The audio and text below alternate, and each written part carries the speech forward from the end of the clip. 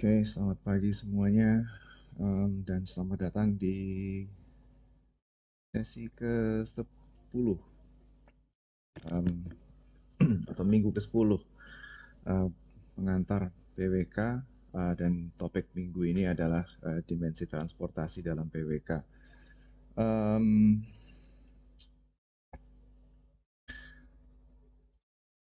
Pada pertemuan kali ini saya akan memberikan ilustrasi bagaimana aspek transportasi atau dimensi transportasi masuk ke dalam pertimbangan-pertimbangan dalam proses perencanaan spasial atau tata ruang begitu. Sesi kali ini hanya berupa introduction karena nanti ketika saya lupa semester berapa, tapi kalian juga akan memperoleh kuliah tentang transportasi yang akan lebih mendalami topik ini gitu. So, okay, without further ado, seperti biasa, tata tertib kita bila memungkinkan untuk menyalakan bila bandwidth kalian memungkinkan untuk menyalakan kamera, atau bila hardware kalian juga memungkinkan, silakan menyalakan kamera. Dan sambil saya membukakan pintu buat teman-teman yang baru datang.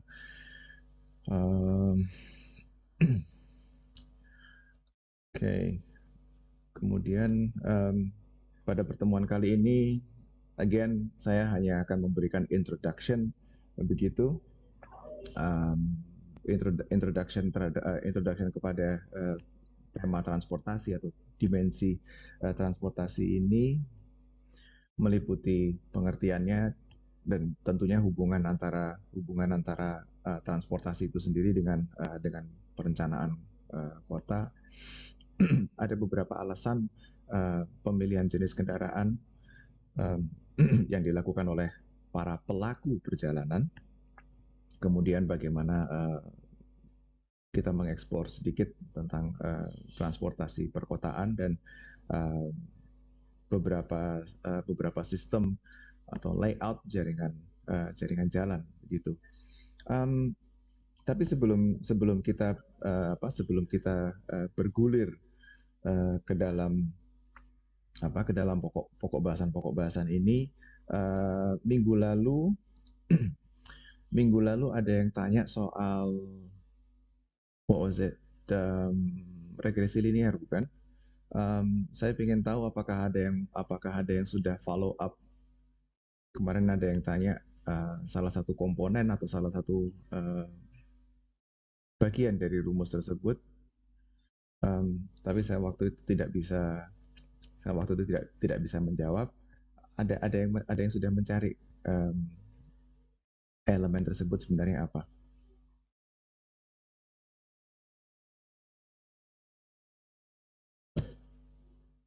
Kemarin yang tanya siapa ya? Gede kalau nggak salah, bukan? Iya Pak, saya yang bertanya kemarin.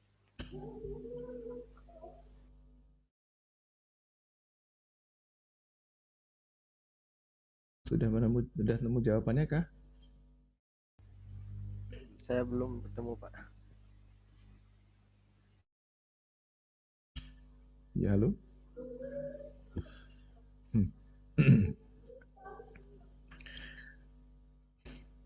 Well, that's okay.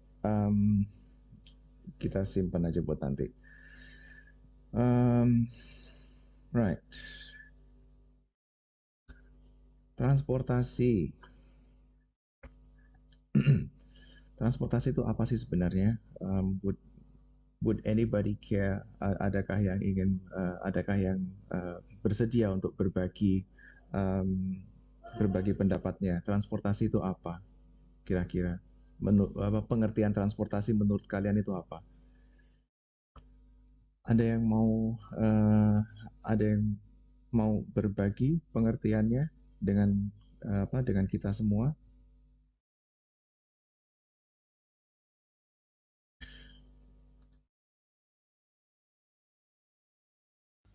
izin menjawab, Pak. Silakan. Nama saya Abi. Jadi menurut saya transportasi adalah suatu alat atau uh, berupa fasilitas publik yang digunakan untuk berpindah dari satu tempat ke tempat lainnya dalam suatu aktivitas perekonomian. Sekian, terima kasih. Oke, oke. Terima kasih terima kasih telah berbagi pengertiannya tadi. Ada lagi mungkin yang ingin melengkapi atau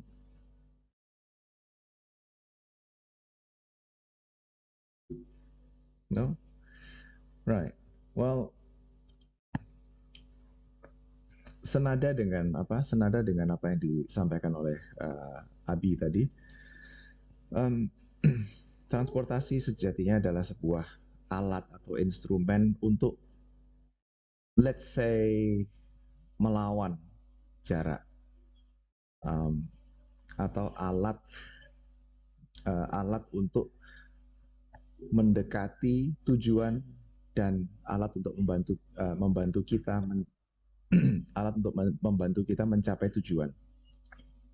So, kalau di dalam diagram ini katakan A adalah asal, B adalah tujuan, maka transportasi itu adalah panah hijau ini, dan instrumen ini instrumen ini tuh tidak hanya terdiri atas kendaraannya itu sendiri, tapi transportasi di sini apabila kalian lihat pokok bahasan yang akan disampaikan pada sesi ini, maka sudah kebayang bahwa transportasi ini adalah kendaraannya dan jaringan infrastruktur yang mendukung pergerakan manusia dan barang dan jasa bahkan gitu. So, speaking of jasa, transportasi ini adalah sektor jasa aktif. Artinya biaya transportasi itu mempengaruhi atau berpengaruh terhadap pertambahan jumlah kegiatan. Sederhananya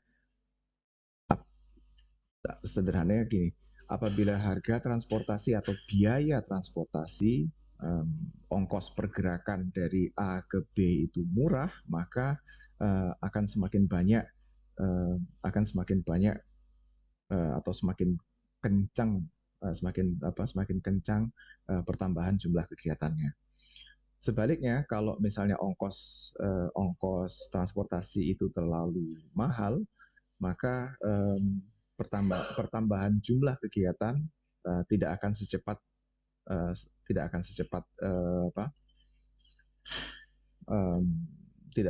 bila transportasi itu murah gitu.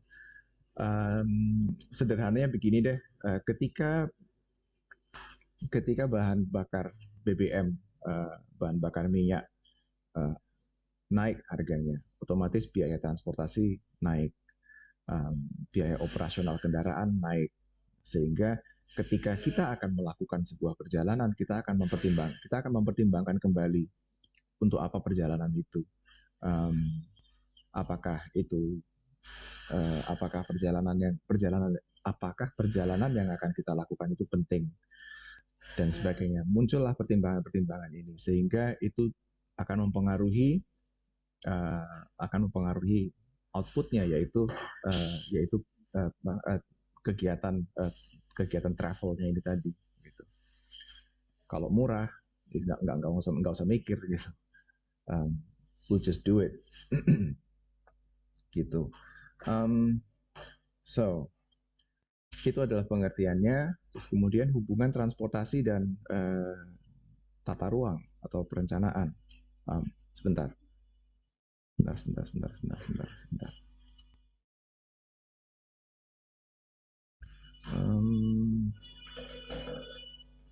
Yeah, go ahead, Mike.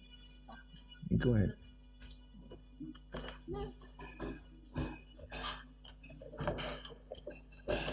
Oh, don't forget the power cord. There you go.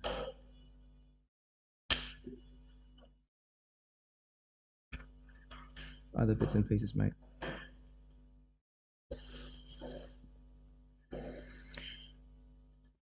Okay, sampai mana tadi? Maafkan interupsi singkat tadi. Hubungan transportasi dan dengan perencanaan. Well,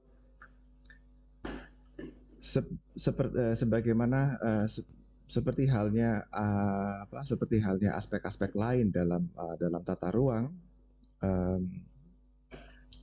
transportasi ini bergantung pada peningkatan atau laju atau perubahan jumlah penduduk. Jumlah penduduk meningkat, maka kebutuhan akan sarana penunjang itu meningkat. Sarana penunjang ini macam-macam, transportasi adalah salah satunya begitu. So agar pergerakan di dalam lingkungan binaan atau di dalam lingkungan perkotaan dapat berlangsung dengan baik, maka otomatis transportasi adalah salah satu aspek yang patut dipertimbangkan dalam perencanaan tata ruang gitu.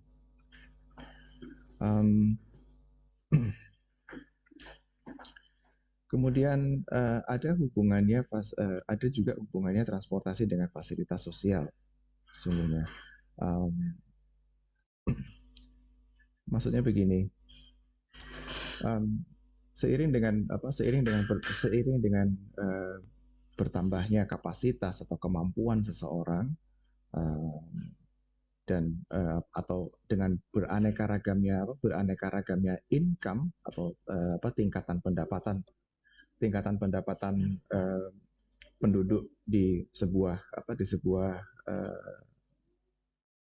lingkungan atau di sebuah kota begitu, maka kemampuan mereka untuk memilih lokasi tempat tinggal dan beraktivitas itu dipengaruhi oleh tingkat pendapatan itu. Dan tingkat pendapatan itu dan lokasi-lokasi ini tentunya juga lokasi-lokasi tempat tinggal mereka ini juga tentunya menentukan kebutuhan fasilitas sosial lainnya, fasilitas kesehatan, fasilitas pendidikan, perdagangan dan lain sebagainya. Dan keanekaragaman pendapatan ini juga menentukan atau berakibat kepada sarana transportasi yang dipilihnya. Sebentar.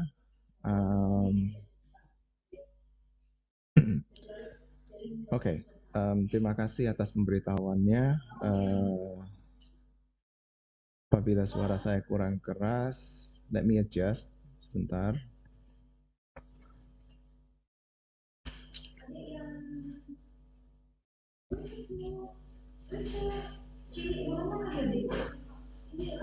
Kalau segini?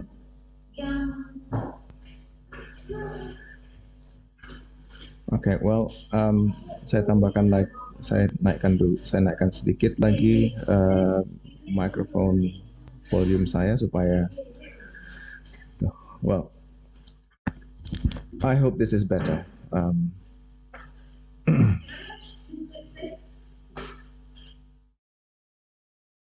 Okay, great.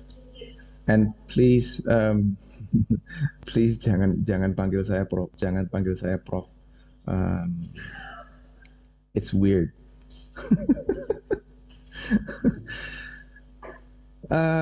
Okay, beda level of income, beda kemampuan atau beda kemampuan dalam memilih lokasi tempat tinggal dan lokasi beraktivitas, kemudian juga berpengaruh terhadap jenis sarana transportasi yang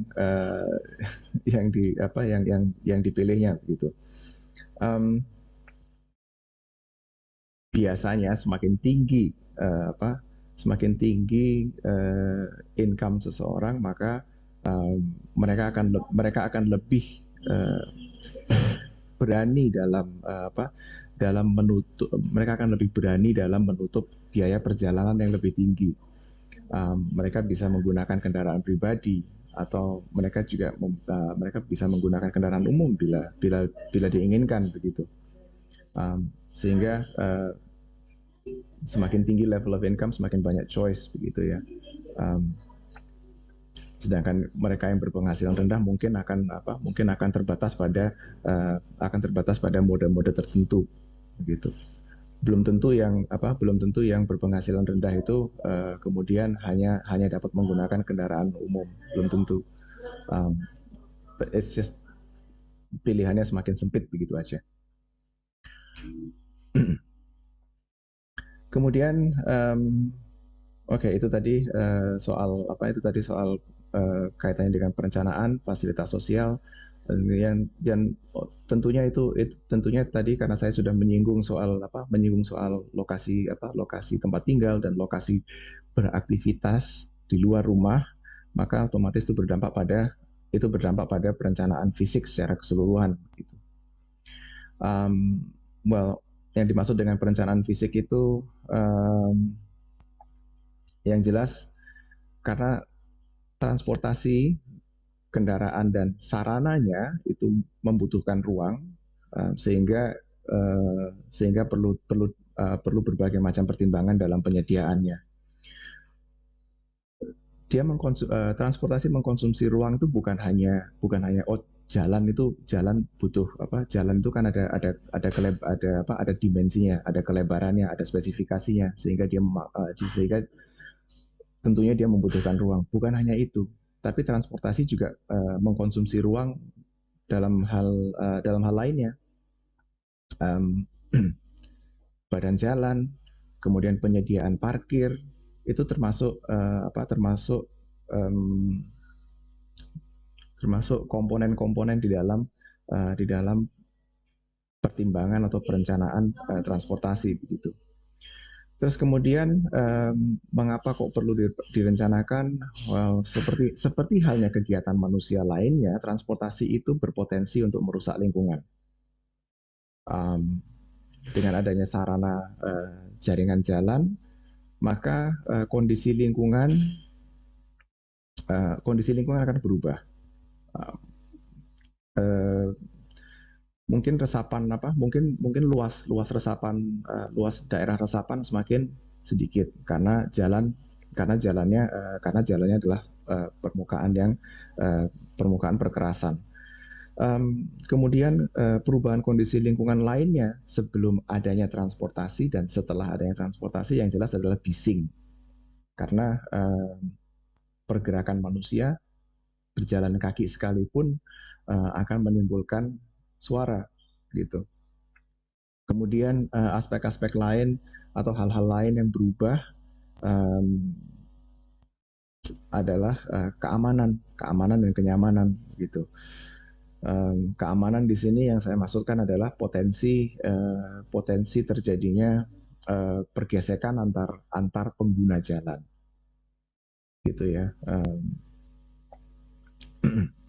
Terus mungkin perubahan lainnya adalah perubahan terhadap struktur ruang, fungsi-fungsi atau fungsi lahan dan kegiatan. Misalnya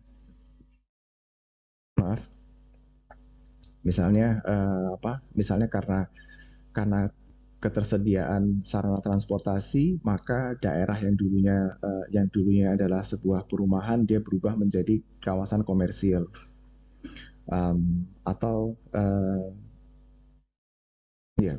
kegiatan kawasan komersial yang di dalamnya kegiatannya bukan hanya bermukim, bukan hanya untuk tempat tinggal, tapi juga meliputi kegiatan-kegiatan perdagangan, perbengkelan, dan jasa-jasa lainnya gitu. Di dalam perencanaan fisik, hal-hal yang perlu dipertimbangkan dalam merencanakan atau menjadi pertimbangan dari transportasi adalah tentunya infrastruktur kota yang sudah disediakan, karena tidak seperti arsitektur atau bidang perencanaan dan perancangan kawasan atau lingkungan binaan lainnya. Para urban planner atau urban designer itu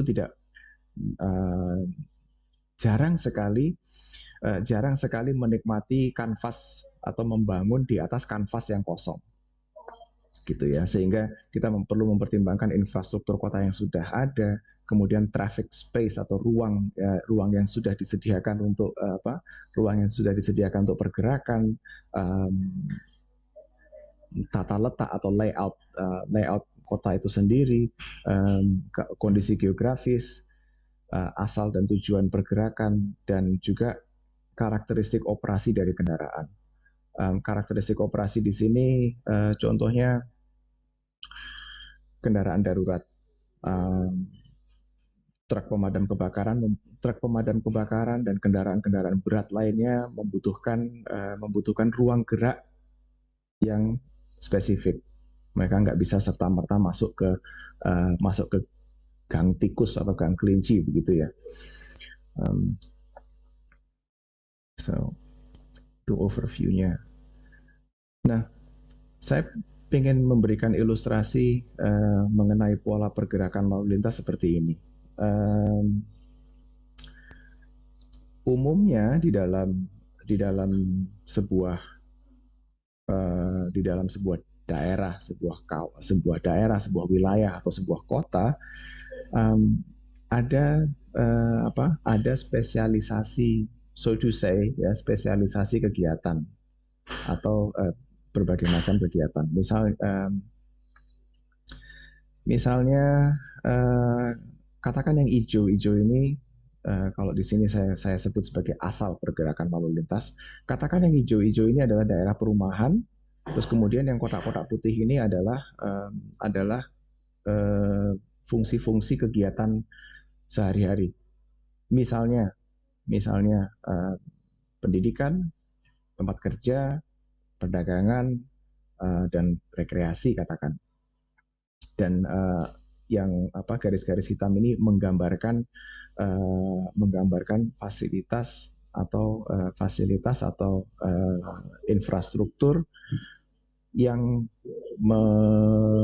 memungkinkan pergerakan antara asal dan tujuan. Gitu. Dan again, saya tadi mengatakan bahwa adanya berbagai macam fungsi atau berbagai macam kegiatan di dalam sebuah daerah, maka semakin banyaknya ragam fungsi-fungsi ini. Jadi ini kalau ini sementara kan cuma hijau dan putih gitu. Apabila muncul warna-warna lain atau bentuk-bentuk lain, maka kebutuhan akan sarana semakin meningkat otomatis. That's common sense begitu.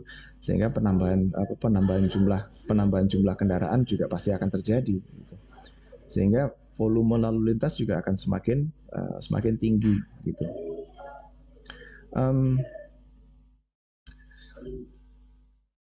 Ya, ini cuma again ini hanya ilustrasi.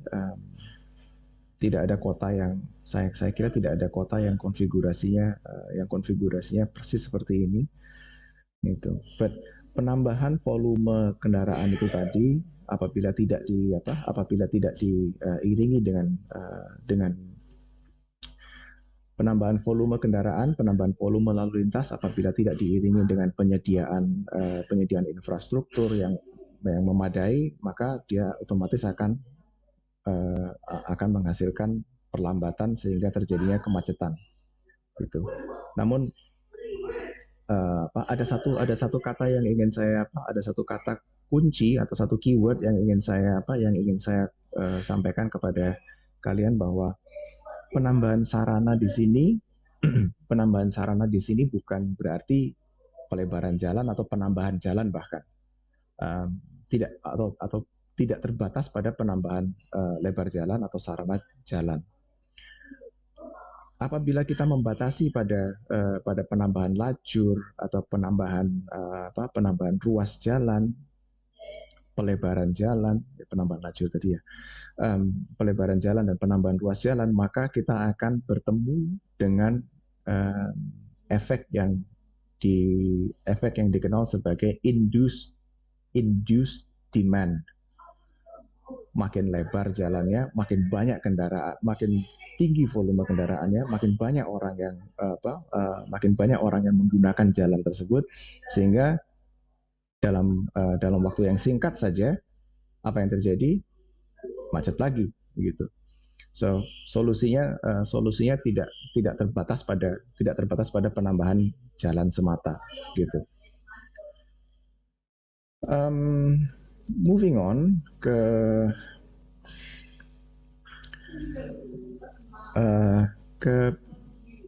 kendaraan ya sekarang. Bagaimana kita how we move, bagaimana kita bergerak dari titik A ke titik B, otomatis bergantung pada kendaraan yang kita gunakan. Kaki kita itu juga termasuk kendaraan, gitu. Walking is transport, gitu ya. Tapi ada beberapa alasan mengapa orang memilih satu bentuk kendaraan atau satu bentuk transportasi dibandingkan bentuk-bentuk lainnya. Yang pertama waktu, tentunya, dan waktu, jarak ini saling berhubungan. Tujuan perjalanan dilakukan itu apa, bukan tujuan dari A ke B maksudnya, tapi tujuannya itu apa, untuk memenuhi kegiatan apakah perjalanan tersebut, untuk bersekolah, untuk sekolahkah, untuk bekerjakah, atau untuk mengunjungi teman atau keluarga kah. Sebentar, ini ada yang unmute. Ada yang ingin nggak jadi. Oke.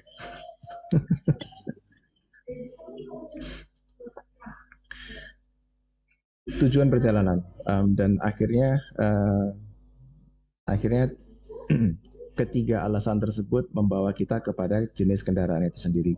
Apabila waktunya cukup dan jaraknya tidak terlalu jauh, mungkin kita akan memilih untuk berjalan kaki saja. Mungkin kalau jaraknya agak jauh tapi waktunya masih memungkinkan, kita akan memilih untuk naik sepeda atau skuter atau sepatu roda bahkan, gitu. Kalau jaraknya jauh, waktunya tidak mencukupi, maka kita akan memilih transportasi atau kendaraan yang mampu memenuhi kebutuhan waktu dan jarak itu tadi. Dari pelaku perjalanan itu sendiri, dari kita sendiri, mungkin alasan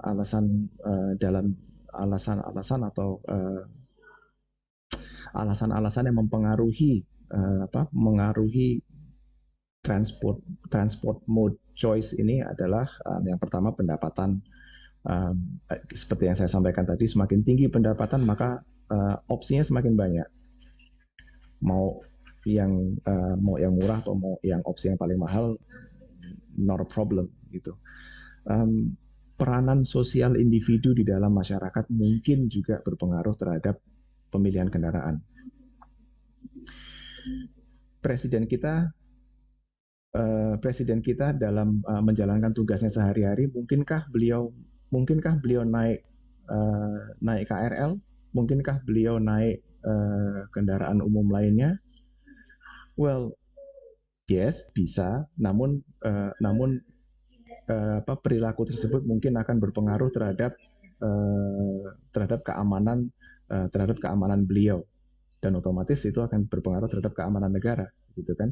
Sehingga itu adalah satu ilustrasi tentang bagaimana peranan sosial atau peranan kita di dalam masyarakat itu dapat mempengaruhi pemilihan moda transportasi kita. Alasan berikutnya adalah alasan yang berhubungan dengan kapasitas mental atau kapasitas fisik kita, gitu. Saya akan tunjukkan beberapa ilustrasi pada slide berikutnya, khusus tentang alasan atau faktor mental dan fisik ini tadi. Kemudian sama seperti alasan umum, tujuan perjalanan dilakukan itu apa?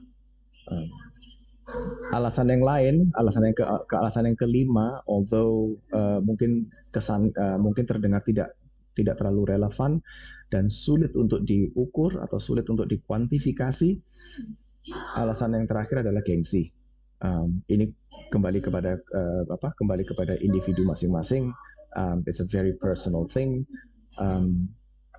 Namun yes, gengsi itu dapat juga berpengaruh terhadap pemilihan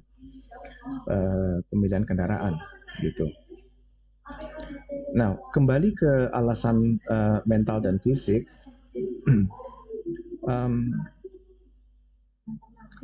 saya cuma ingin menyampaikan bahwa pergerakan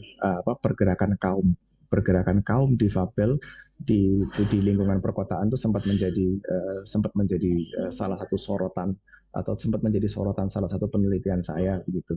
Dan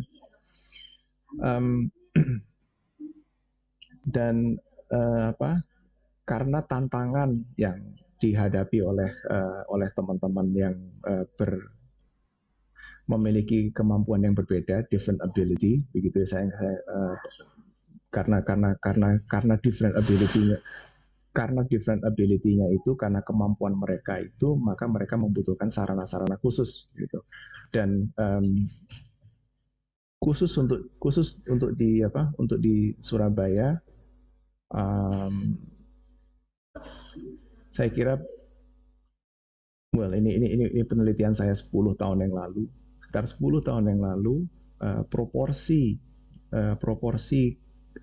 penduduk difabel dibandingkan dengan penduduk kota Surabaya secara keseluruhan itu ada sekitar antara 15-20%, which is quite big sebenarnya. Tapi kita mungkin jarang melihat orang bergerak menggunakan kursi roda atau alat-alat bantu berjalan lainnya. Salah satu alasannya adalah karena mereka enggan untuk keluar karena tidak ada sarana-sarana yang mendukung pergerakan mereka, gitu. Dan sarana di sini tidak hanya terbatas pada ramp yang membantu mereka untuk naik tangga atau lift, gitu ya. Sarana di sini juga termasuk sarana tambahan atau sarana pendukung di kendaraan umum itu sendiri, gitu.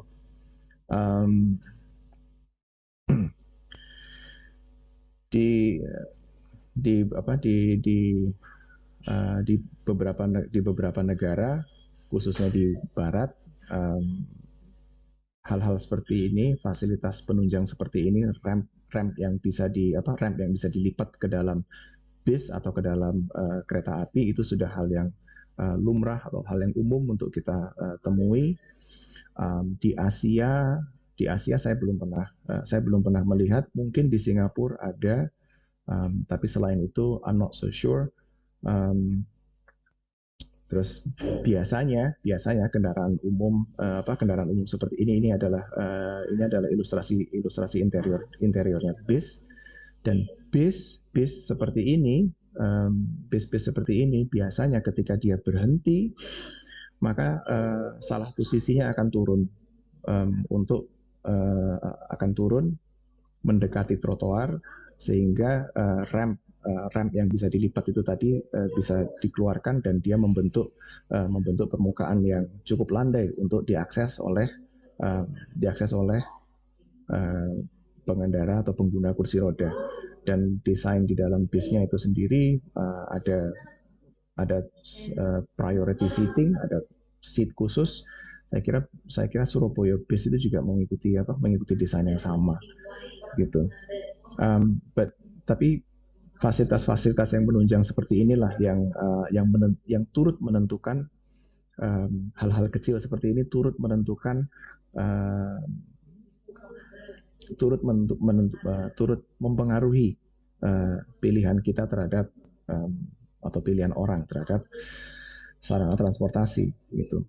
Dan speaking of sarana transportasi, let's have a look at let's have a look at transportasi perkotaan atau urban transport secara umum gitu. Karakteristik transportasi kota itu sangat dipengaruhi oleh tata ruang kota itu sendiri. Maaf, misalnya saya kemarin menyampaikan ada sektor ekonomi primer, sektor ekonomi sekunder, tersier dan seterusnya gitu. Dan struktur itu struktur ekonomi seperti itu tentunya akan mempengaruhi layout mempengaruhi layout kota atau mempengaruhi layout wilayah. Sektor primer berada di mana, sektor sekunder tersebar di mana, tersiernya di mana dan lain sebagainya. Dan persebaran sektor-sektor itulah yang nantinya mempengaruhi struktur sarana transportasi gitu. Ya karena penghubung antar kegiatannya itu kan penghubung antara kegiatannya itu adalah sarana-sarana transportasi gitu. Secara umum sih kalau di dalam sebuah wilayah atau di dalam sebuah kota, maka transportasi itu diklasifikasikan menjadi transportasi primer dan transportasi sekunder.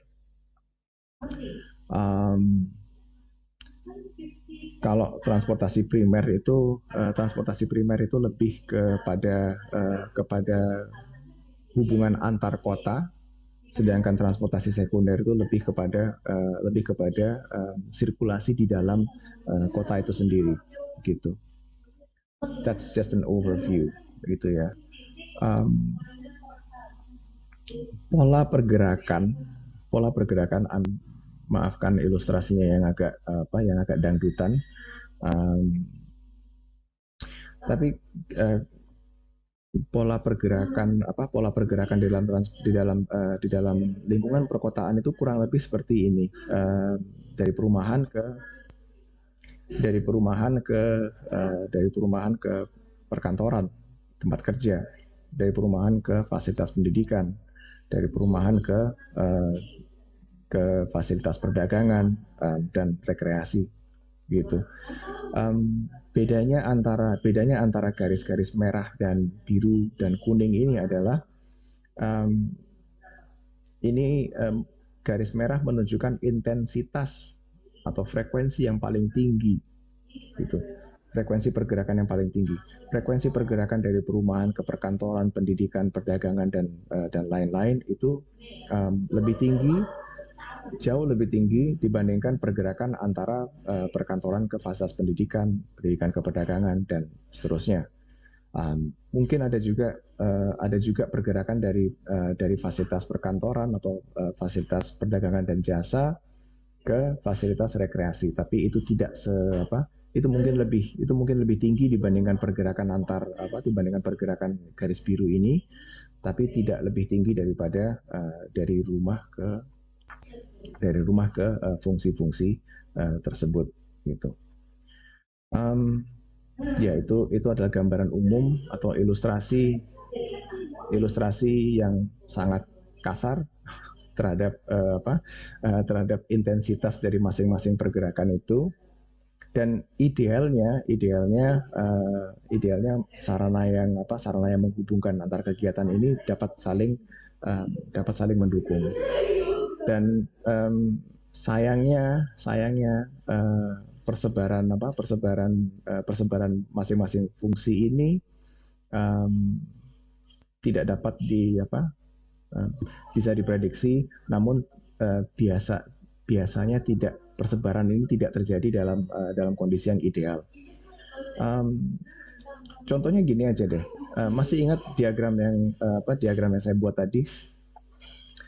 Kalau seandainya di dalam diagram ini saya tambahkan intensitas pergerakan, maka kalau dari perumahan ke perkantoran, pendidikan dan seterusnya itu intensitasnya tinggi, maka dengan konfigurasi keruangan yang saya buat tadi, dengan hijau sebagai perumahan, maka garis-garis merahnya akan terlihat seperti ini. Dan intensitas ini masih antara perumahan dan kegiatan lainnya. Diagram ini masih belum merupakan pergerakan antara perdagangan ke perkantoran, ke pendidikan dan sebagainya. Apabila seperti yang saya utarakan tadi, apabila garis-garis yang menghubungkan antar shape atau antar bentuk ini tadi ada menggambarkan sarana transportasi, maka dapat dilihat bahwa dari perkantoran ke perdagangan tidak ada hubungan secara langsung. Maka dari perkantoran harus ke perumahan dulu, baru ke perdagangan. Begitu pula dari fungsi-fungsi lainnya ini, apabila ingin bergerak, maka dia tidak memiliki penghubung secara langsung.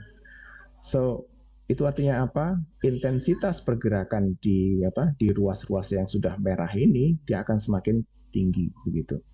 So that's just an illustration of itu adalah ilustrasi singkat bagaimana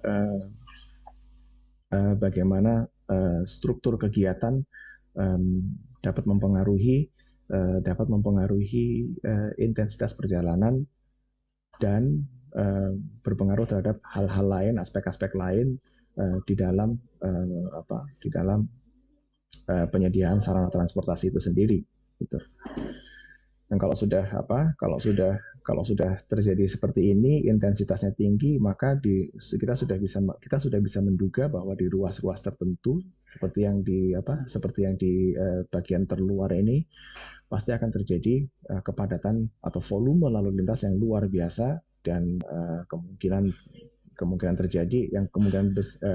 terbesar yang akan terjadi adalah traffic jam atau macet. Gitu. Oke. Lalu bagaimana mengatasi permasalahan tersebut? Bagaimana mengatasi traffic jam itu tadi? Well, simply put, kita lihat kembali apa sih yang atau komponen-komponen yang berpengaruh di dalam lalu lintas perkotaan. Sederhananya, sistem transportasi itu terdiri atas tiga komponen yang saling berkaitan. Gitu. Manusia, kita sendiri, jaringan jalan yang ada, atau jaringan transportasi yang ada, dan daerah-daerah pembangkit pergerakan, gitu. So yang jadi masalah di sini adalah bagaimana mengatur lalu lintas itu tadi, sehingga tidak terjadi permasalahan yang berarti, gitu. Well, strategi dalam mengelola ketiga komponen ini banyak, gitu ya. Namun prinsipnya sama, yaitu memanfaatkan atau kita upayakan untuk memanfaatkan secara optimal sarana-sarana transportasi yang ada. Bentar.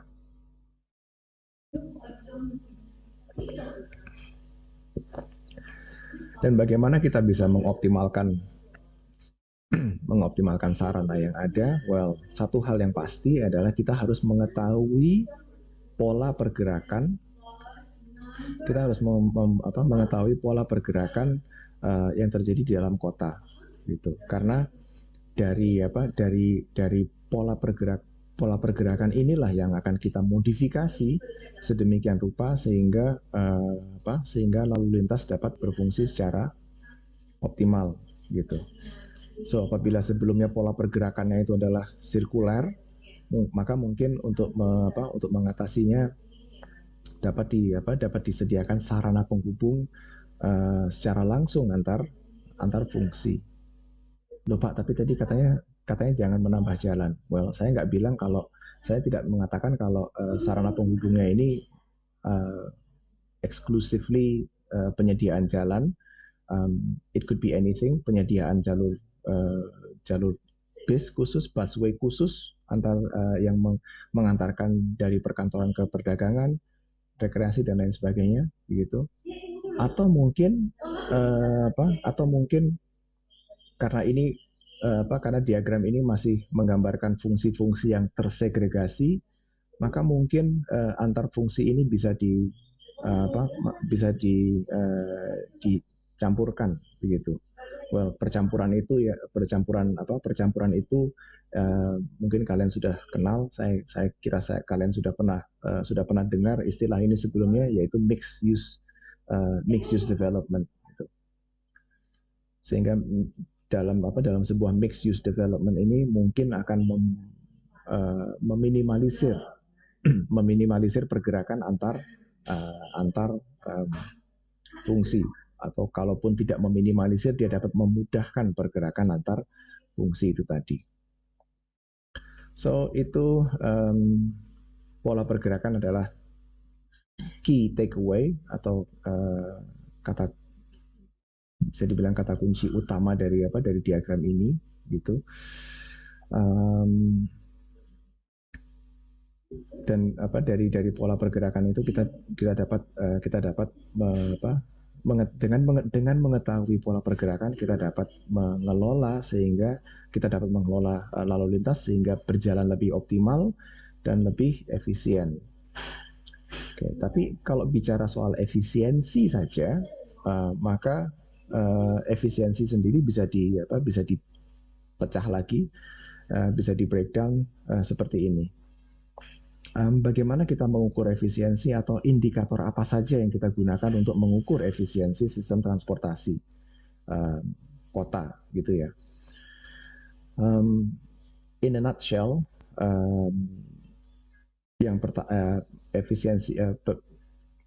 indikator efisiensi pertama adalah biaya angkutan. Kemudian indikator kedua adalah lamanya waktu perjalanan, kemudahan angkutan atau mudahnya memperoleh angkutan, dan yang terakhir adalah pemakaian jalan, like literally pemakaian jalan secara fisik yang lebih maksimal, gitu. Saya kira soal biaya ini sudah cukup. Saya tadi memberikan ilustrasi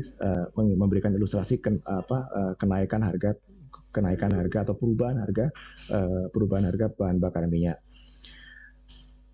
Tapi di dalam efisiensi, atau kalau kita bicara soal efisiensi sistem transportasi di dalam perkotaan, maka biaya dan waktu ini dia memiliki keterkaitan. Kalau macet jelas waktunya akan waktu di jalan akan semakin panjang. Dan kalau macet, do you turn off your engines ketika macet? Probably not. Apalagi kalau kita berada di dalam kendaraan tertutup, maka most likely kita akan membiarkan mesin itu berjalan, sehingga dia akan membakar bahan bakar. Of course, dia akan membakar bahan bakar for nothing, sehingga itu akan berdampak pada biaya angkutan secara keseluruhan. Terus kemudian mesin itu berputar tapi tidak bergerak kemana-mana. Otomatis berimplikasi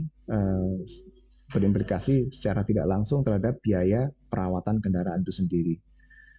Dan masih banyak lagi. Itu dari segi biaya angkutan dan waktu waktu perjalanan. Kemudahan angkutan ini khususnya pada konteks-konteks yang berhubungan dengan kendaraan umum.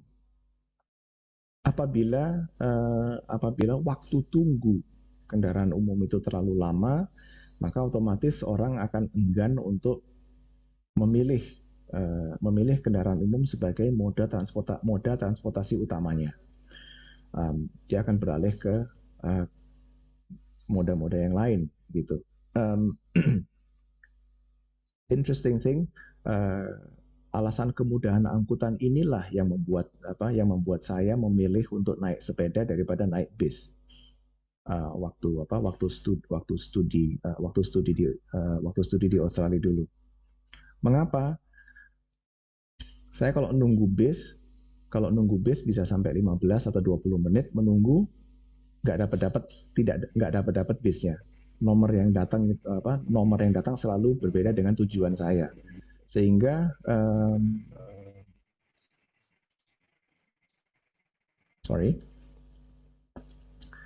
atau salah mau tanya tadi nggak jadi, ada yang mau tanya tadi, tiba-tiba unmute atau nggak sengaja kepencet. Oke, saya mana tadi? Kemudahan angkutan, waktu tunggu 20 menit naik sepeda. Well, saya kira 20 menit kalau naik sepeda itu bisa 7-10 kilo dapat. Setelah saya pikir-pikir, naik bis itu sudah lama nunggunya. Naik bis lama nunggunya, naik kereta api terlalu jauh jalannya, plus ini bersangkutan dengan biaya, plus public transport itu cukup mahal.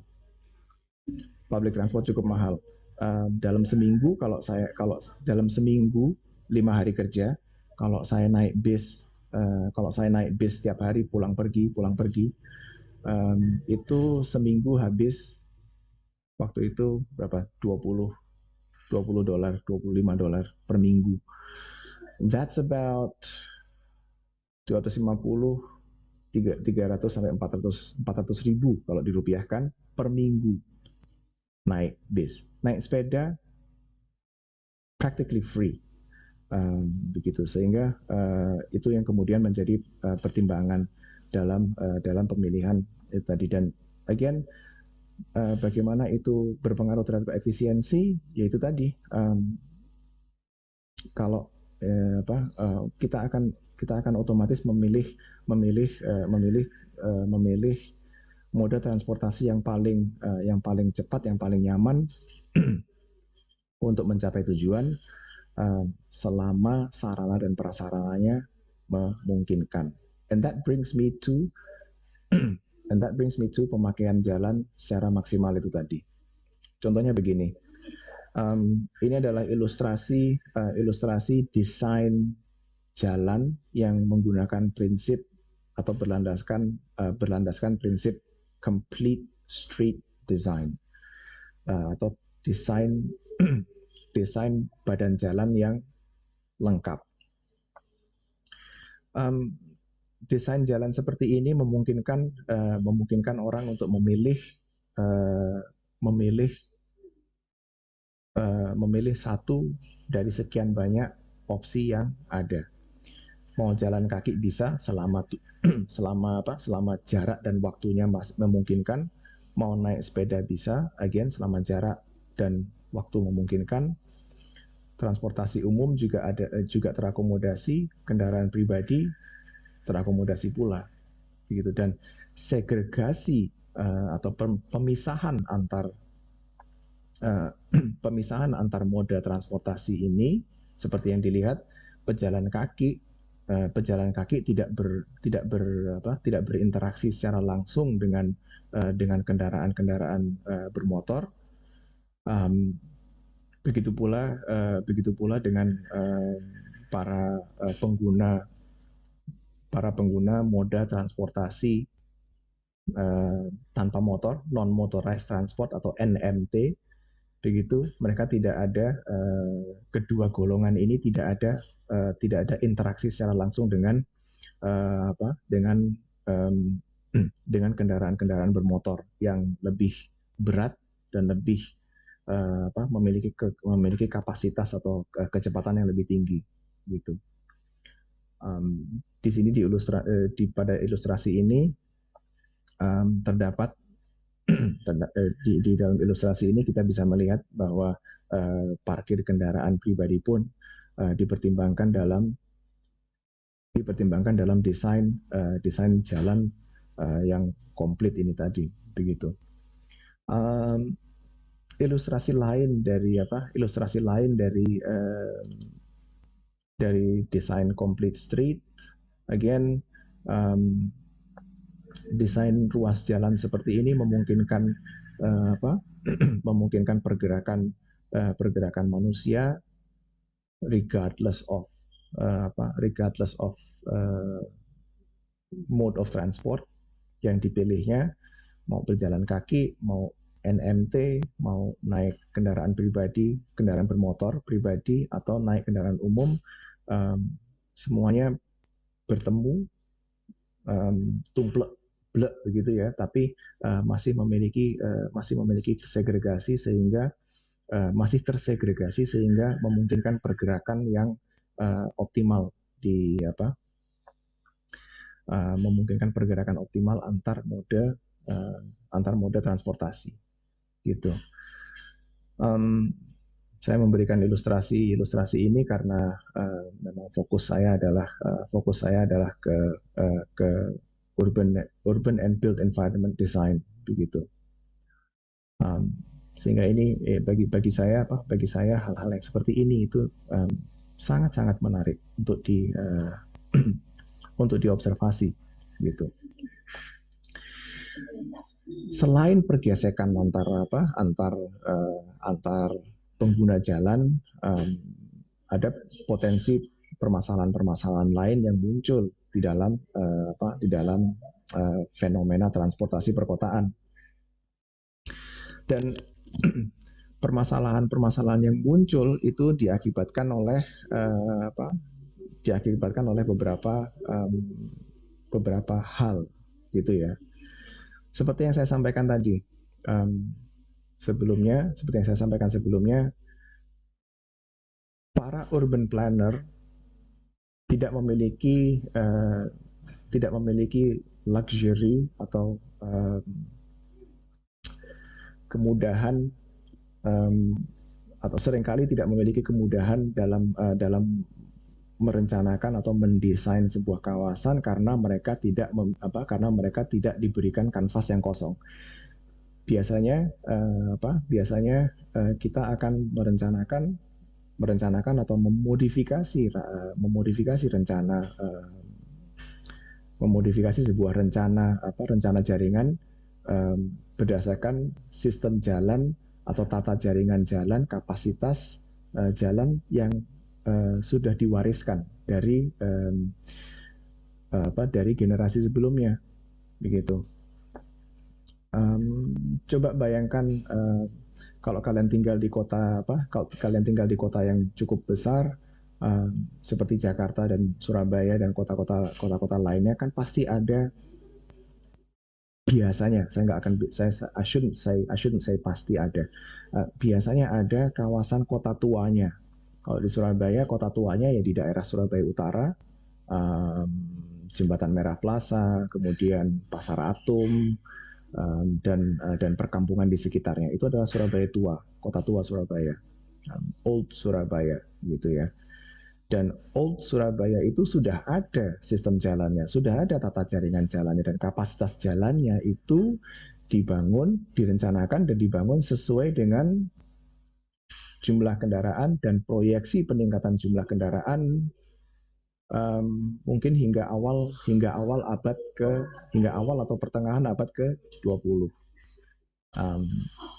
Namun seiring dengan berjalannya waktu, pertambahan penduduk kota, bertambahnya penduduk kota Surabaya, dan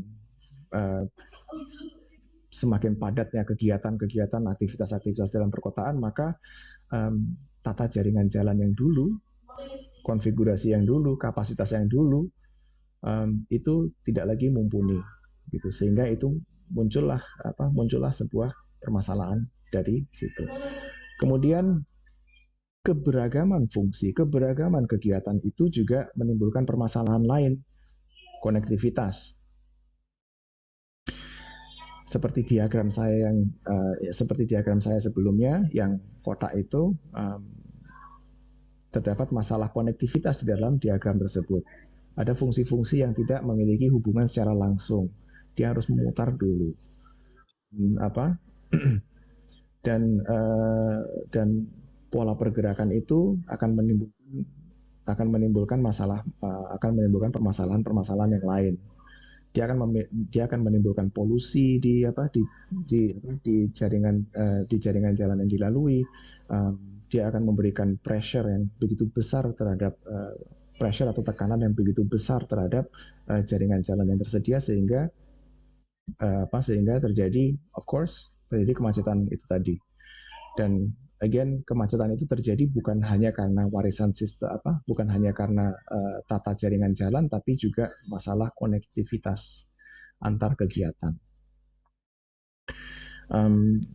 Kemudian permasalahan lainnya yaitu masalah, sorry, ini tiba-tiba kenapa kok muncul ini? No, don't worry about it. Saya mana tadi? Warisan, konektivitas, yang yang berikutnya adalah permasalahan lingkungan. Saya tadi menyebutkan kebisingan itu termasuk polusi, dan polusi lain yang ditimbulkan akibat pergerakan manusia, khususnya yang menggunakan kendaraan bermotor. Maka polusi lainnya adalah emisi gas buang, gitu. Kemudian keamanan,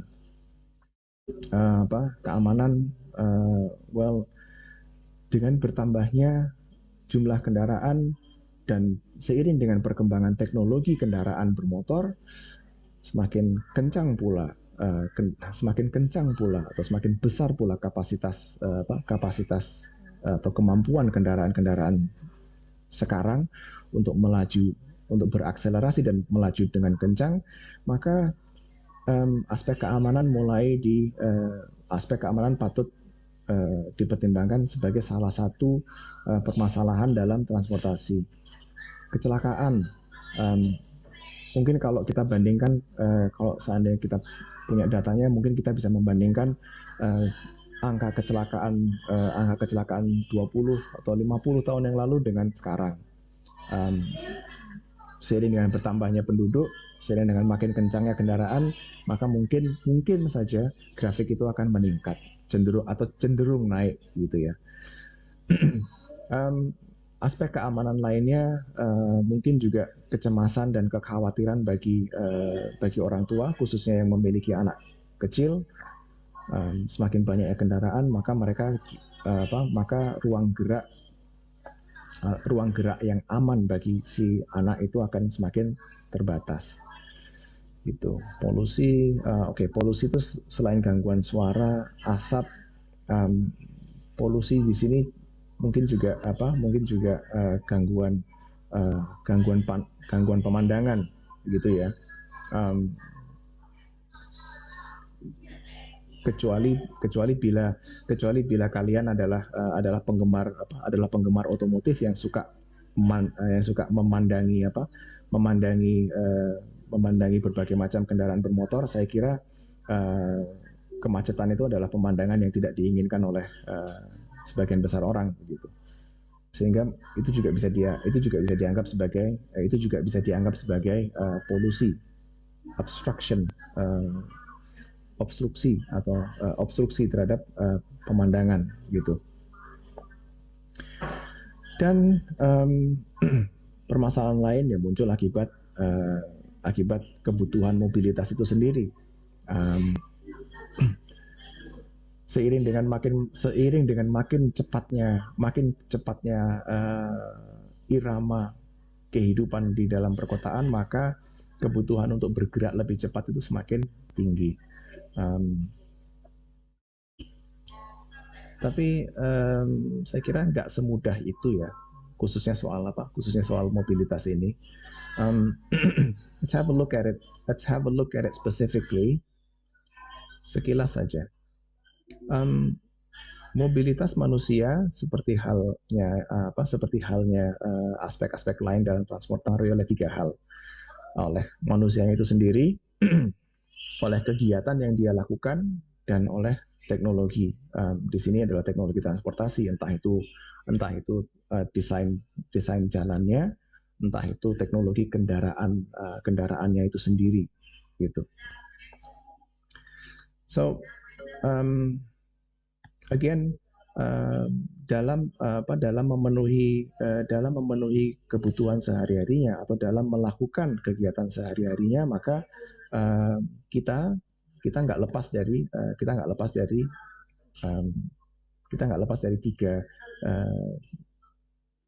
tiga komponen ini gitu. This is where we are, this is who we are. Kemudian kegiatan kita, sekolah, kerja dan lain sebagainya itu menentukan pergerakan kita, dan bagaimana kita bergerak, bagaimana kita mencapai tujuan atau memenuhi kegiatan itu adalah dengan menggunakan sarana transportasi itu tadi. So that's a little bit about mobility, dan interaksi antara tiga ini bisa menimbulkan permasalahan yang kurang lebih ada kaitannya dengan sistem jalan, konektivitas, dan mungkin aspek lingkungan ini tadi. Okay, moving on, karena we are kind of pressed for time, so perjalanan atau pergerakan manusia itu di dalam dalam lingkup perkotaan, dalam lingkup daerah bisa dikategorikan menjadi 5. Istilah komuter mungkin minggu lalu saya singgung soal komuter ini. Kategori lainnya adalah internal eksternal internal, dan eksternal. Let's say like this. Di dalam kondisi yang ideal, before I go into apa sih yang dimaksud dengan eksternal internal itu, dalam kondisi yang ideal, pergerakan seperti ini, kelima kategori ini harusnya saling mendukung. Namun it doesn't always happen that way, begitu.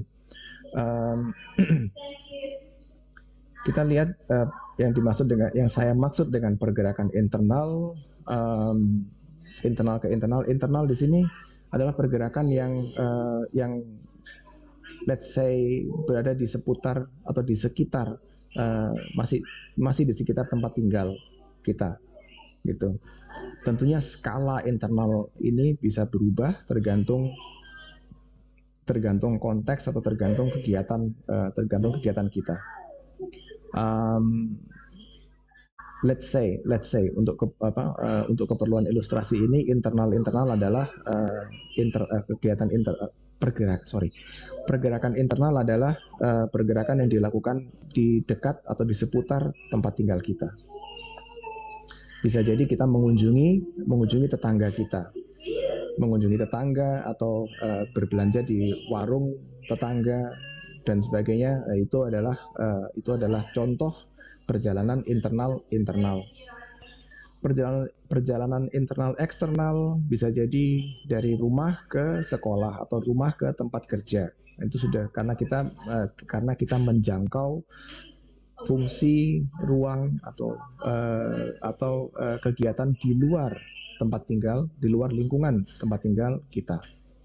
Dan begitu pula sebaliknya, dari eksternal bisa juga terjadi pergerakan. Jadi internal eksternal internal, kemudian ada pergerakan eksternal. Let's say dari tempat kerja ke pusat perbelanjaan, atau dari tempat kerja ke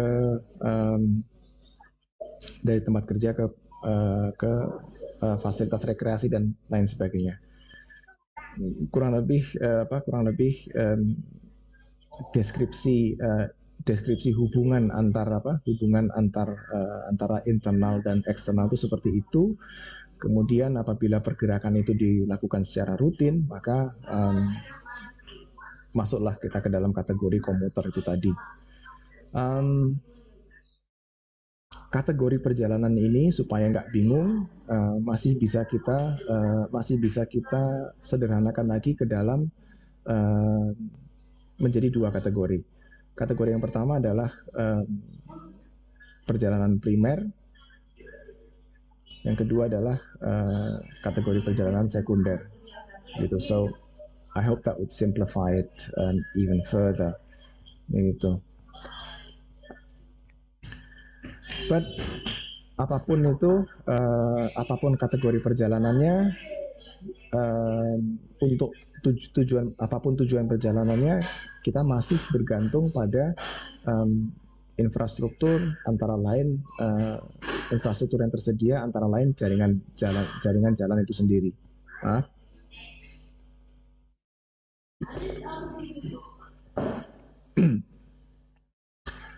Nah, di dalam mengenal karakteristik jaringan jalan, maka jaringan jalan itu bisa kita klasifikasikan menurut bentuknya. Kita bisa klasifikasikan menurut status administratifnya, dan kita juga bisa mengklasifikasikan jalan berdasarkan klasifikasi fungsionalnya, gitu. Bagi yang mungkin tadi kesulitan mengakses presensinya, ini here's the QR code untuk mengisi presensi minggu ini. Oh God, mari kita lihat karakteristik jaringan menurut bentuknya dulu, atau konfigurasinya, gitu. Nah, konfigurasi jaringan jalan, oh God. Konfigurasi jaringan jalan itu dipengaruhi oleh jumlah penduduk, kemudian karakteristik atau batasan-batasan topografi, permukaan tanah dari kota itu sendiri, dan tentunya parameter lain yang juga turut mempengaruhi konfigurasi jaringan jalan ini adalah jumlah kepemilikan kendaraan, gitu. Konfigurasi jaringan jalan secara umum itu bisa kita kategorikan menjadi sistem atau konfigurasi grid, seperti yang dicontohkan di New York ini sangat jelas konfigurasinya grid. Grid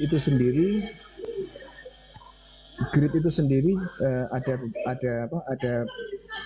ada variannya, atau ada komodifikasinya, seperti Atlanta. Ini masih grid, namun tidak seperti New York yang jelas kotak-kotak.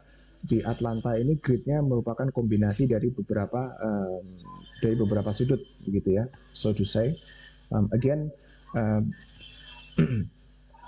Again, perbedaan konfigurasi ini itu bisa jadi dipengaruhi oleh jumlah penduduk dan karakteristik permukaan atau batasan-batasan topografi dari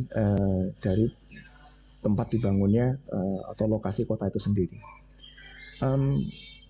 Pola lainnya adalah pola radial.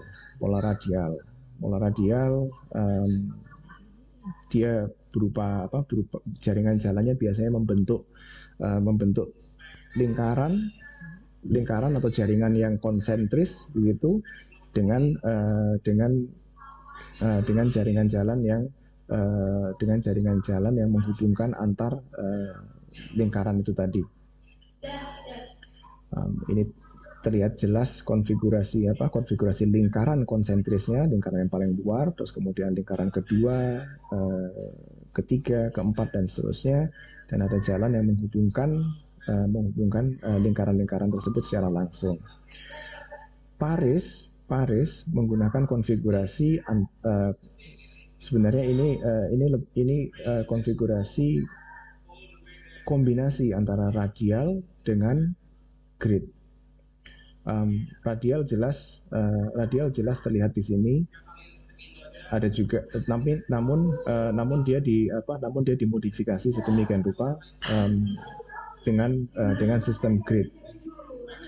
Um, pola atau konfigurasi lainnya adalah pola yang irregular. Dia grid enggak, radial konsentris juga bukan begitu. Tunis memiliki maaf Tunis memiliki konfigurasi yang bisa dibilang irregular, walaupun dia sebenarnya masih memiliki karakteristik grid as we see here. Gitu. Namun ada beberapa segmennya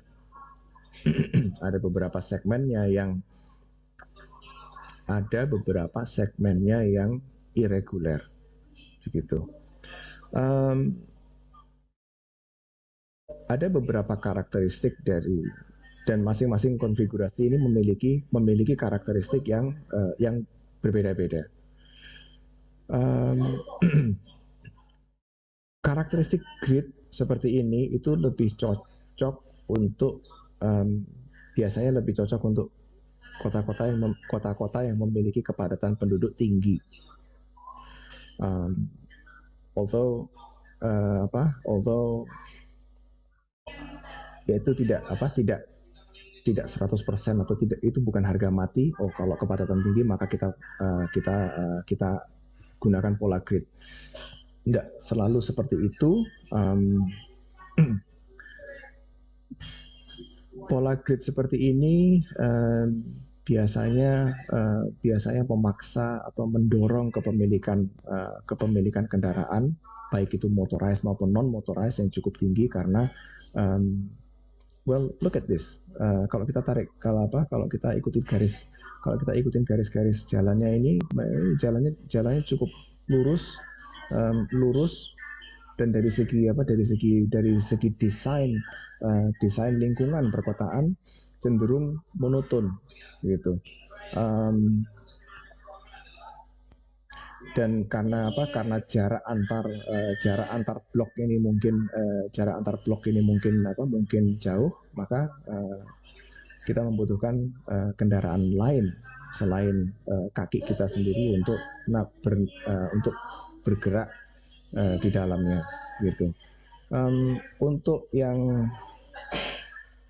Untuk yang konfigurasinya irregular, maka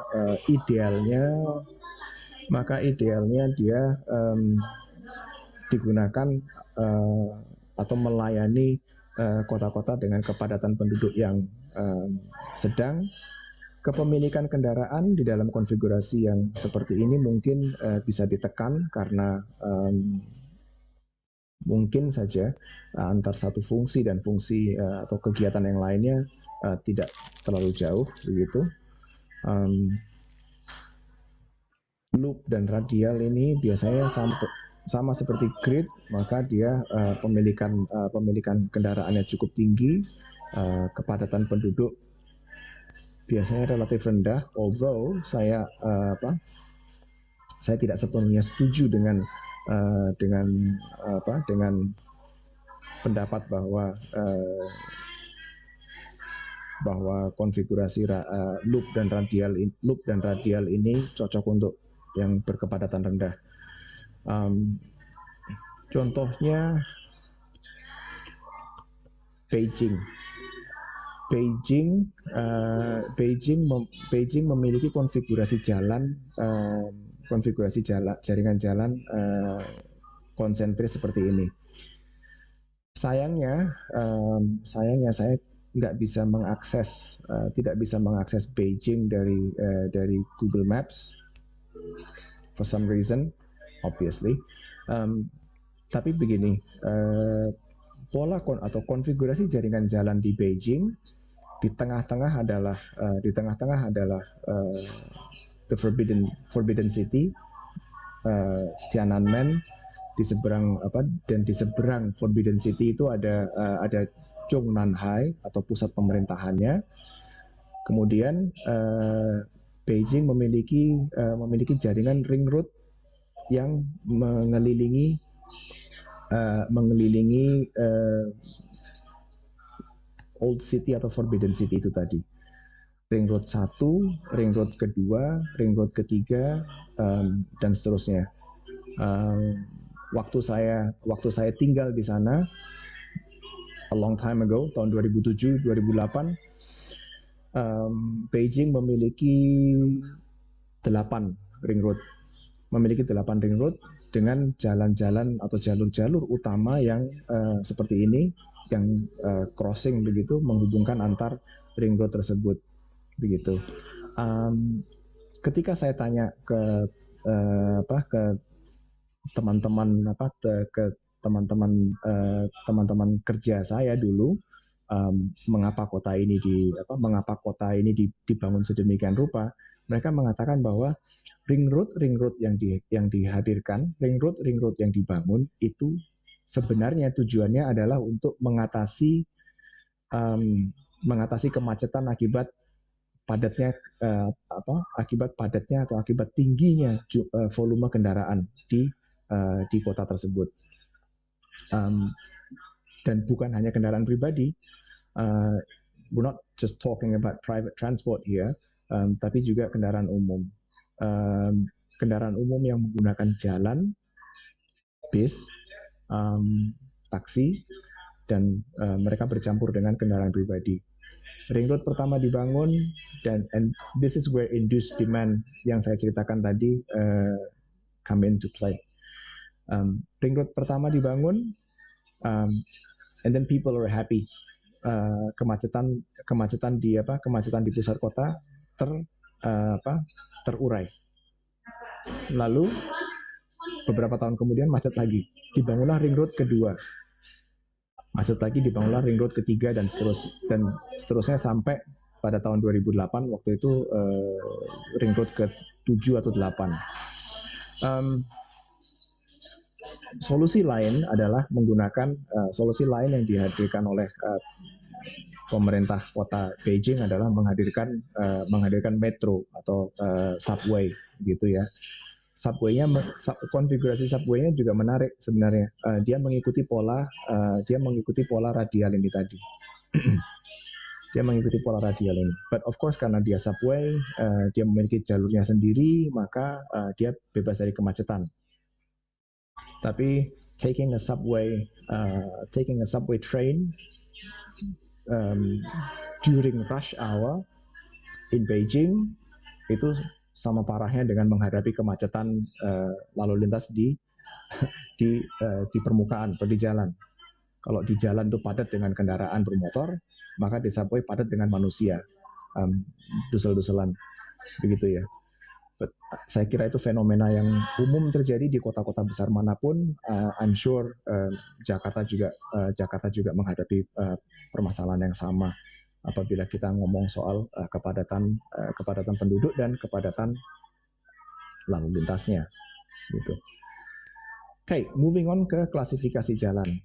Klasifikasi jalan dikategorikan menjadi 3, tergantung status administrasi, kemampuan teknis jalan itu sendiri dalam menanggung beban, kemudian fungsi jalan itu sendiri. Kalau kita mengklasifikasikan jalan berdasarkan status administrasinya, maka jalan itu dibagi menjadi 4. Jalan negara, jalan provinsi, jalan kabupaten, dan atau jalan kota. Dan status administrasi jalan ini sering menjadi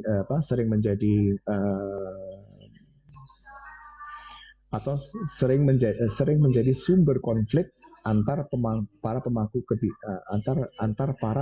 kebijakan dalam penyediaan maupun perawatan jaringan jalan. Biasanya antara jalan provinsi dan kabupaten ini, antara pemerintah provinsi dan pemerintah kabupaten atau kota. Jalan ini sebenarnya milik siapa sih?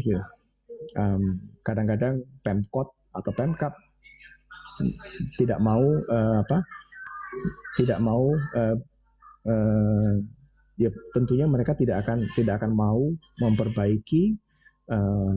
memperbaiki fasilitas yang bukan kewenangannya, gitu ya. Misalnya itu jalan provinsi, otomatis Pemkot atau Pemkap tidak bertanggung jawab atas perbaikannya. Gitu. Namun mengapa saya sampaikan ini karena tidak jarang yang terjadi adalah ketika ada kepentingan tertentu, maka mereka akan saling klaim ini jalan kabupaten, ini jalan provinsi. Tapi when it comes to maintenance, mungkin mereka akan enggak, ini jalan kabupaten kok, Pemprov nggak akan mau menyentuh. Begitu pula sebaliknya. Tidak selalu terjadi, and it's not that bad sebenarnya. Namun ini friksi seperti itu, pergesekan seperti itu sering terjadi bila kita melihat status administrasi jalan. Jalan apabila diklasifikasikan berdasarkan kemampuan teknis, maka mungkin kalian pernah melihat rambu-rambunya atau signage-nya ketika masuk ke jalan tol atau ketika masuk ke kawasan industri. Maka dia akan menunjukkan jalan itu adalah kelas berapa. Kelas 1, kelas 2, kelas 3, dan ini berhubungan dengan kemampuannya dalam menahan beban. Jalan saya lupa. Saya lupa kelas 1 lebih berat dibandingkan kelas 2 dan kelas 1 yang paling berat atau kelas 3 yang paling berat, saya lupa. But yang jelas kendaraan-kendaraan yang diizinkan untuk beroperasi di kelas yang paling berat, entah itu kelas 3 atau kelas 1, maka dia otomatis tidak disarankan atau tidak bisa beroperasi di kelas-kelas di bawahnya.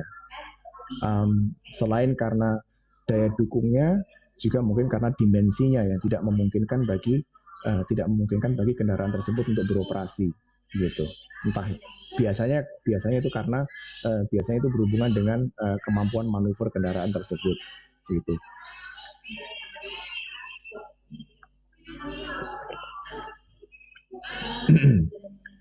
Kemudian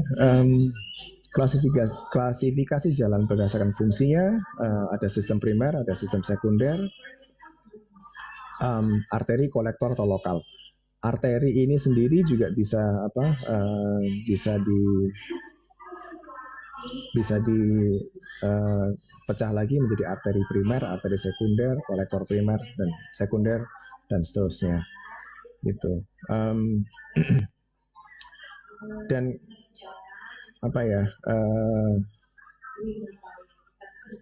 ini berdasarkan kualifikasi. Ini adalah pembagian jalan atau klasifikasi jalan berdasarkan status administrasi, teknis, dan fungsi jalan. Dan pembagian klasifikasi ini nantinya dapat membantu kita dalam menentukan kualitas jalan itu sendiri. Dan penilaian kualitas jalan itu dilakukan melalui penilaian terhadap level of service atau LOS, yang berhubungan dengan beberapa poin yang akan saya sampaikan berikut ini. Apapun klasifikasinya, apapun statusnya, maka level of service atau tingkat pelayanannya ditentukan oleh, yang pertama adalah kapasitas. Kapasitas jalan itu ditentukan oleh kapasitas dasar, kapasitas yang mungkin, kapasitas praktis, dan kapasitas ideal. Namun secara umum kapasitas ini adalah jumlah kendaraan maksimum yang dapat melintasi suatu penampang jalan tertentu dalam satu satuan waktu, begitu ya. So dalam 1 jam atau dalam 1 hari kapasitas jalan tersebut adalah berapa, gitu. Kapasitas dasar itu adalah jumlah kendaraan maksimum yang dapat melewati satu penampang pada suatu jalan dalam waktu 1 jam. Jadi berapa vehicle, berapa kendaraan dalam 1 jam itu adalah kapasitas dasar. Tentunya kendaraan ini harus bergerak begitu ya, bergerak dengan normal dan tidak terhambat. Itu kapasitas dasar dalam kapasitas dasar jumlah kendaraan maksimum dalam 1 jam. Kapasitas yang mungkin adalah jumlah kendaraan maksimum yang dapat melewati suatu penampang pada suatu jalan selama 1 jam dalam keadaan yang berlaku pada jalan itu.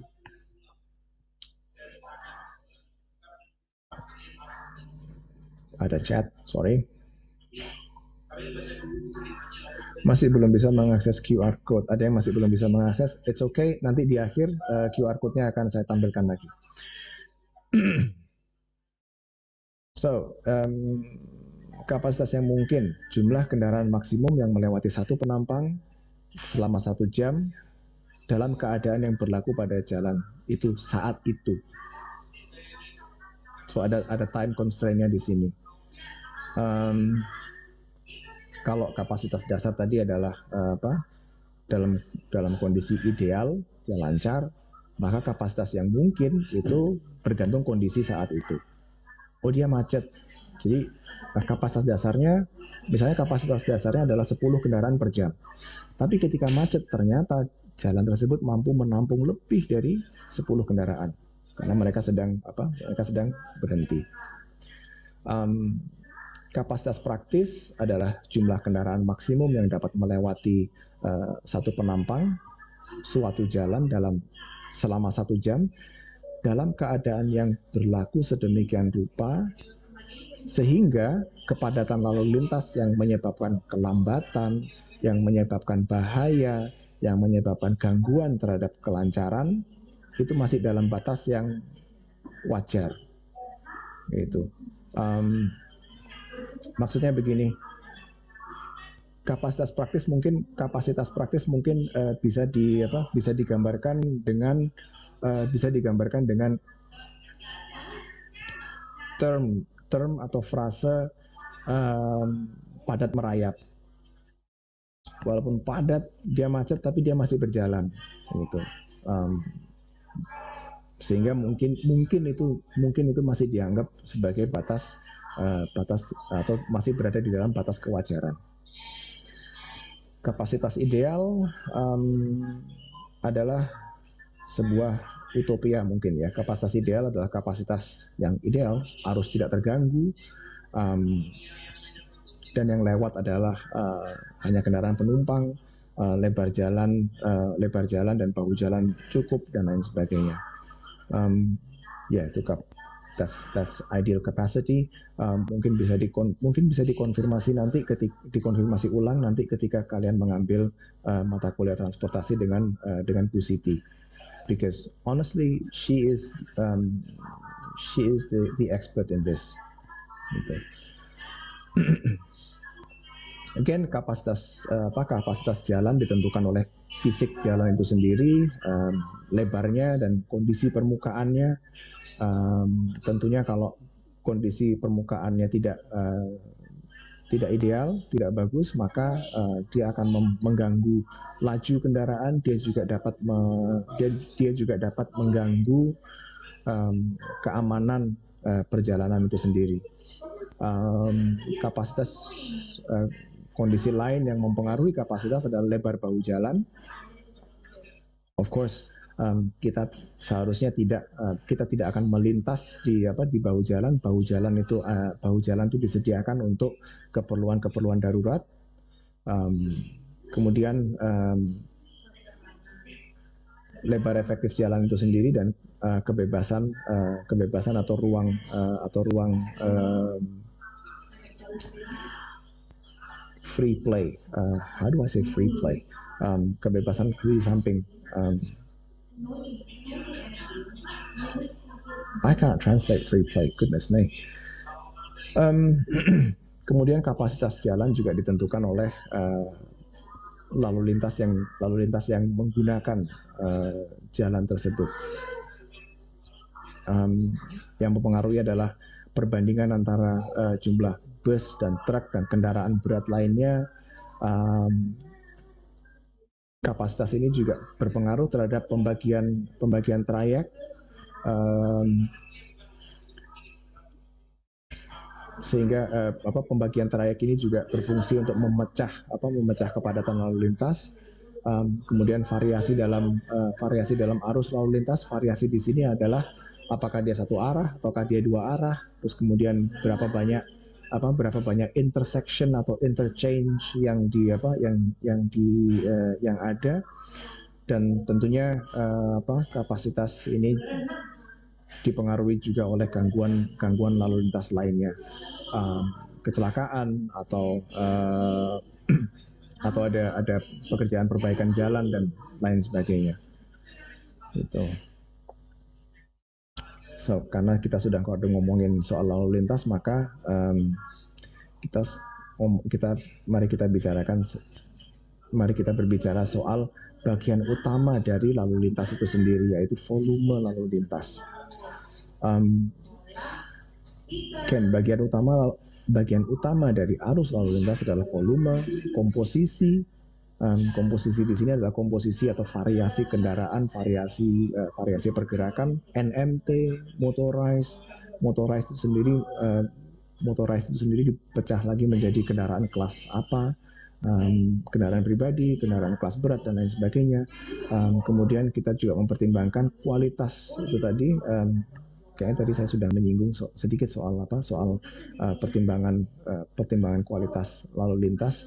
Kemudian tentunya karena ini menyangkut pergerakan, maka kita mempertimbangkan asal atau volume lalu lintas ditentukan oleh asal dan tujuan atau pola pergerakan secara umum gitu.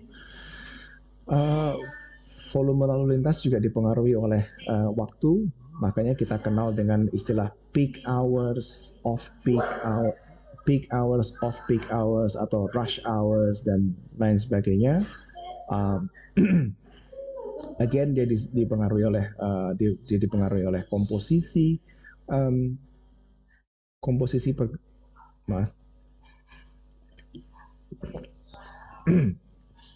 oleh komposisi pergerakan,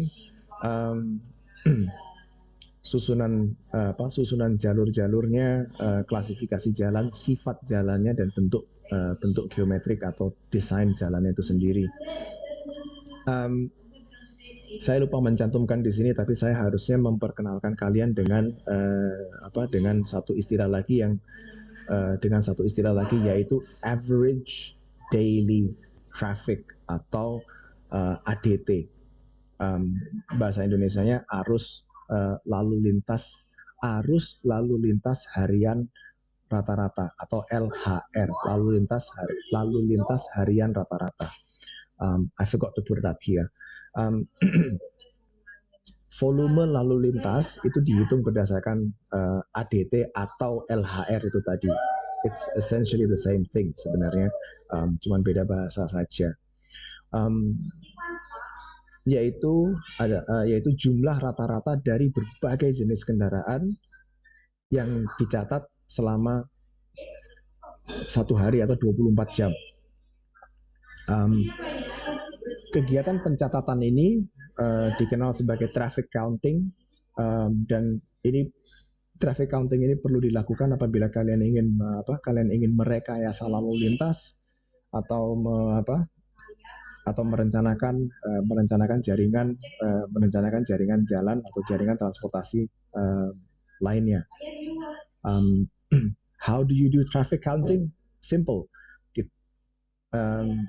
Kita kita mengambil satu titik amatan, kita berdiri di situ selama 24 jam dan kita hitung kendaraan yang lewat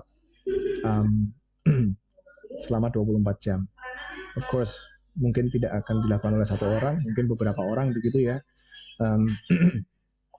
Dan jenis-jenis kendaraan yang lewat itu dicatat dan dikategorikan dan jumlah kendaraan ini ada satuannya, yaitu Satuan Mobil Penumpang atau SMP.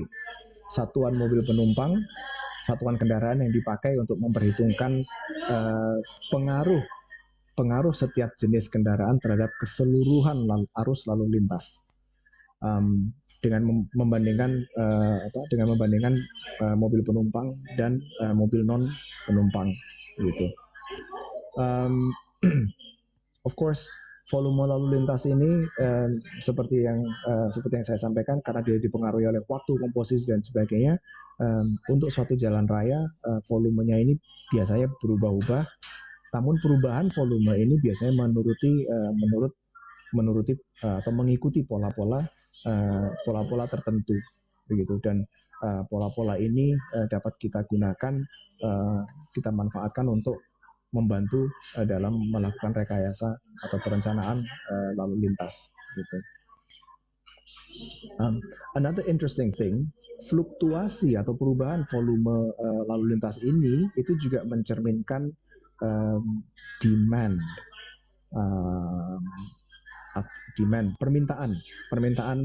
permintaan secara ekonomi dan secara sosial akan angkutan itu sendiri, gitu. Jadi pada saat dia just imagine kalian adalah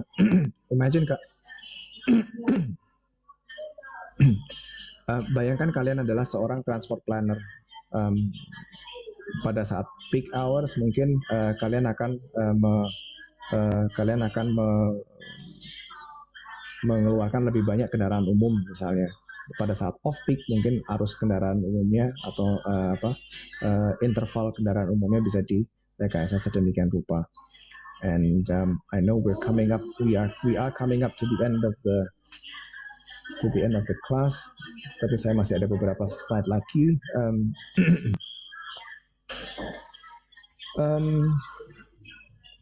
Aspek lain yang mempengaruhi kualitas adalah tentunya kecepatan. Pada umumnya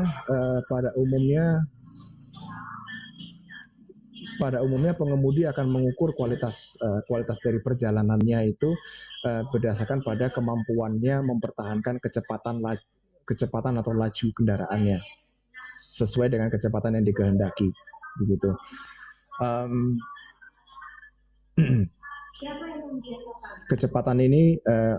Kecepatan ini dipengaruhi oleh waktu, tempat dilakukannya perjalanan tersebut, jenis kendaraannya, bentuk geometrik jalan, dan keadaan di sekeliling pengemudi itu sendiri.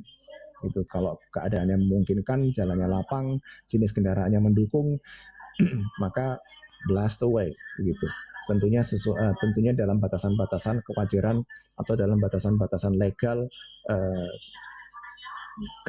atau ketentuan kecepatan lalu lintas yang berlaku.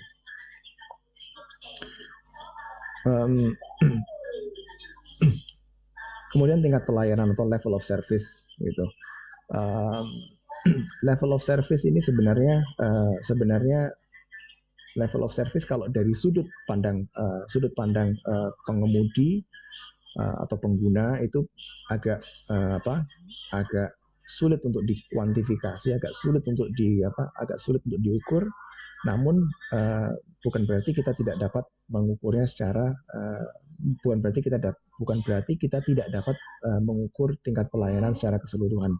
Kita masih dapat mengukur tingkat pelayanan secara kualitatif, begitu ya. Dan saya kira itu tingkat pelayanan baik secara kuantitatif maupun kualitatif dipengaruhi oleh 6 aspek ini. Aspek yang pertama adalah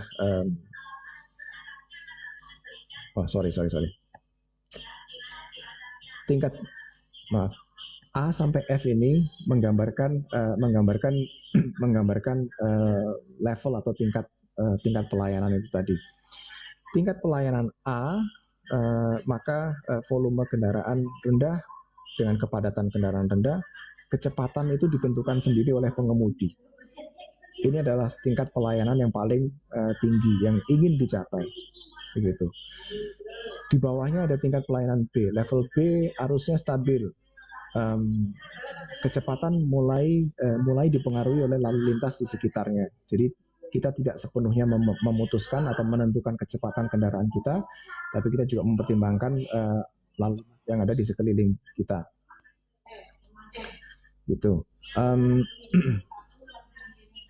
Biasanya tingkat pelayanan B ini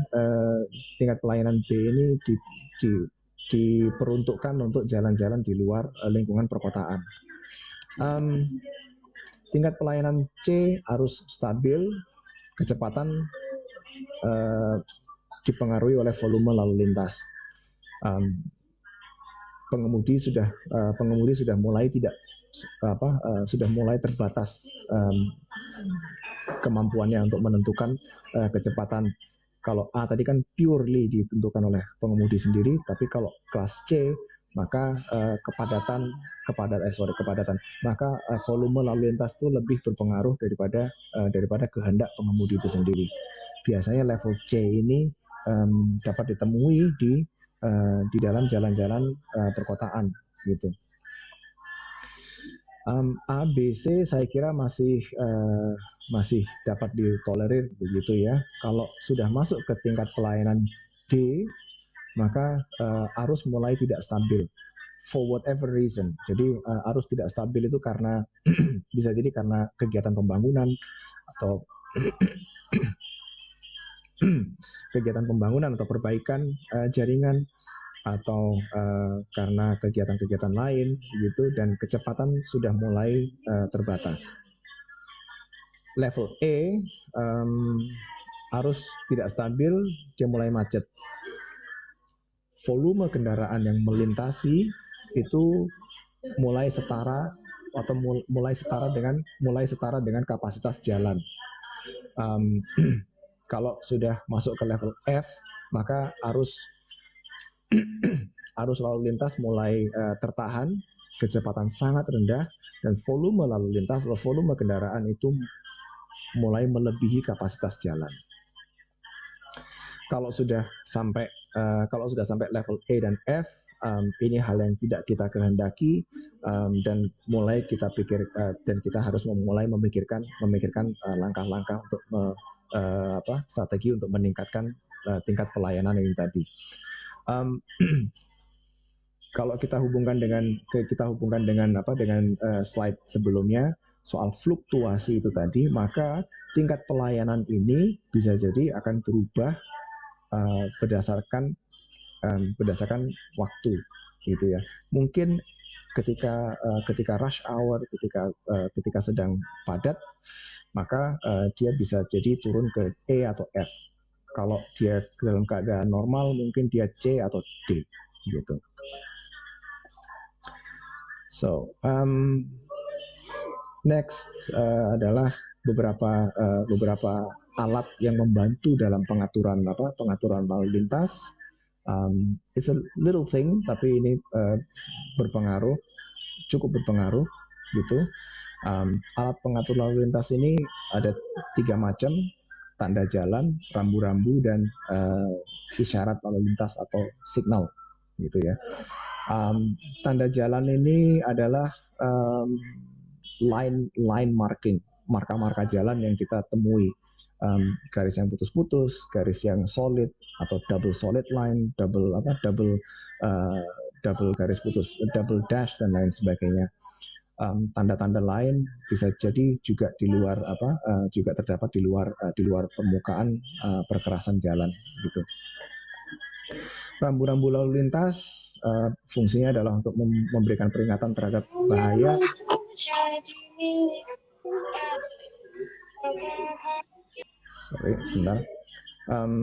Peringatan terhadap bahaya dan lain sebagainya. Mungkin ada larangan-larangan dan petunjuk jalan. Isyarat lalu lintas atau traffic light, traffic signals berfungsi untuk meregulasi arus lalu lintas dan menyalurkan kendaraan. traffic light itu seperti apa? Seperti katup buka tutup begitu ya. Belok kiri boleh langsung kalau misalnya, atau belok kanan mengikuti lampu lalu lintas. So red means the valve is closed, green means the valve is open, dan sebagainya. Lampu lalu lintas juga bisa digunakan untuk untuk mengarahkan atau mengindikasikan lokasi-lokasi parkir dan sebagainya. Ya, perbaikan-perbaikan besar untuk meningkatkan level of service atau level of service jalan, maka bisa jadi dilakukan perluasan daerah, rekonstruksi atau interchange dan sebagainya. Oke, berdasarkan ketentuan pemerintah, saya lupa nomor berapa, sorry. Tapi sistem jaringan jalan yang ada yang kita gunakan saat ini adalah sebagai berikut: arteri primer, sekunder, kolektor primer, sekunder, lokal primer, dan sekunder gitu. Sistem jaringan jalan primer itu disusun mengikuti ketentuan dan pengaturan tata ruang dan struktur pengembangan wilayah tingkat nasional yang menghubungkan simpul-simpul jasa gitu. Arteri primer itu menghubungkan antar kota yang letaknya berdampingan begitu. Kalau biasanya arteri primer ini tidak boleh ada gangguan atau hambatannya begitu ya. Terus arteri primer itu tidak boleh terputus atau tidak terputus walaupun dia memasuki kota. Again, karena dia menghubungkan antara dua kota yang berdekatan, maka arteri primer ini akan melintasi kedua kota tersebut. Yang primer aja dulu deh. Kolektor primer biasanya didesain berdasarkan kecepatan paling rendah 40 km per jam. Again, dia juga tidak terputus walaupun masuk ke wilayah kota.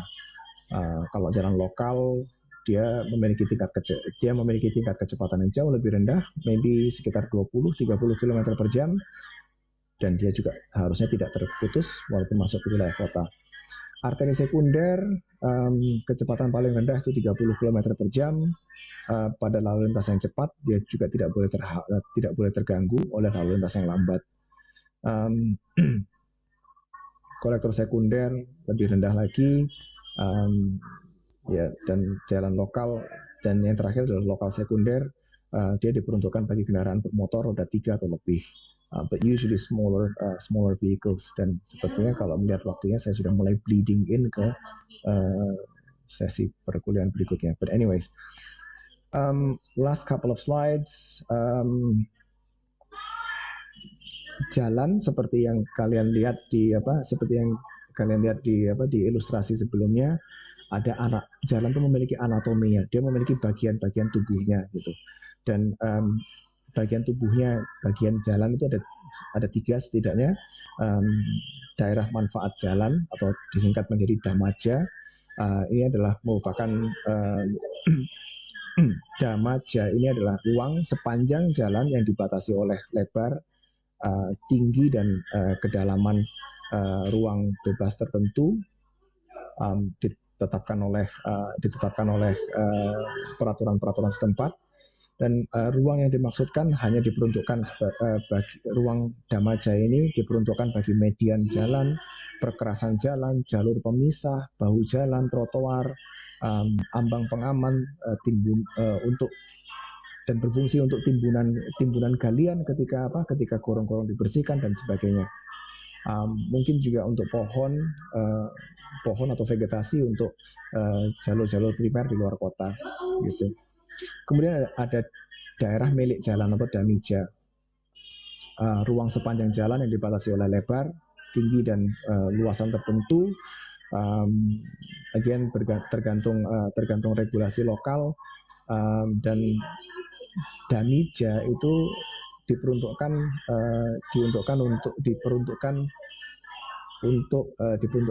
bagi pelebaran atau penambahan jalur lalu lintas di kemudian hari. Sehingga ketika kita menyediakan jalan pun kita harus mengantisipasi kebutuhan untuk melakukan pelebaran di kemudian hari, dan kebutuhan itu diantisipasi dalam bentuk damija itu tadi. Yang terakhir adalah daerah pengawasan jalan atau Dawasja. Ini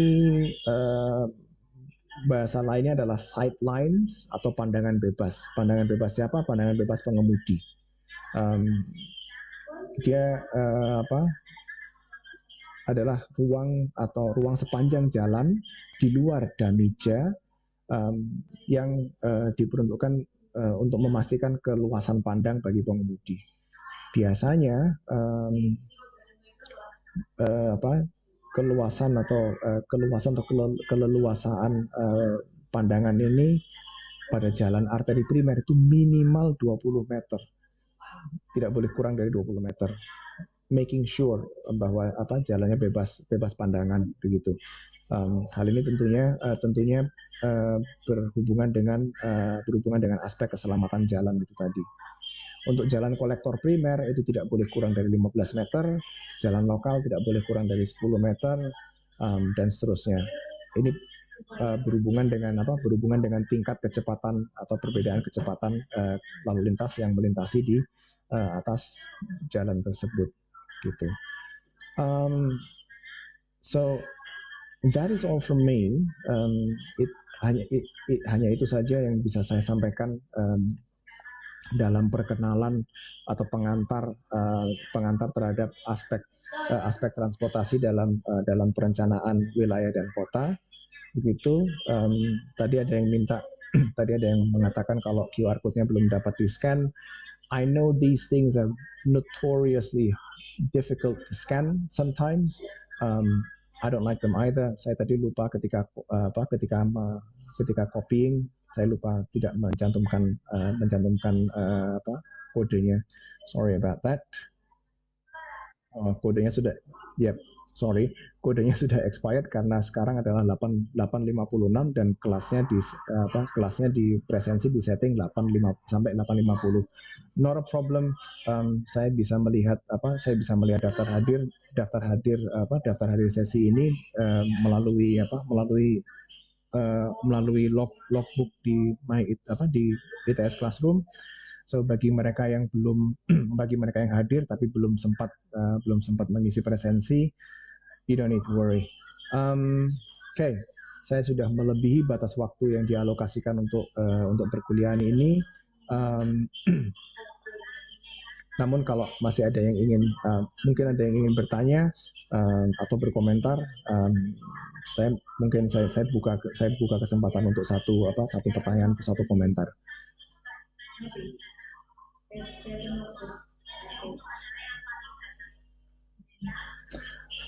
Oke, bila tidak ada, terima kasih sudah hadir dalam sesi pagi ini. A special thank you kepada teman-teman yang sudah masuk ke waiting room dari jam 6:30 tadi pagi. Good on you, and thank you very much for that. Terima kasih atas kehadirannya sekali lagi. Kurang lebihnya saya mohon maaf. Selamat pagi, selamat beraktivitas. Assalamualaikum warahmatullahi wabarakatuh. Waalaikumsalam warahmatullahi wabarakatuh. Terima kasih, Pak. Terima kasih, Pak. Terima kasih, Pak. Thank you very much. Oke. Sampai ketemu minggu depan.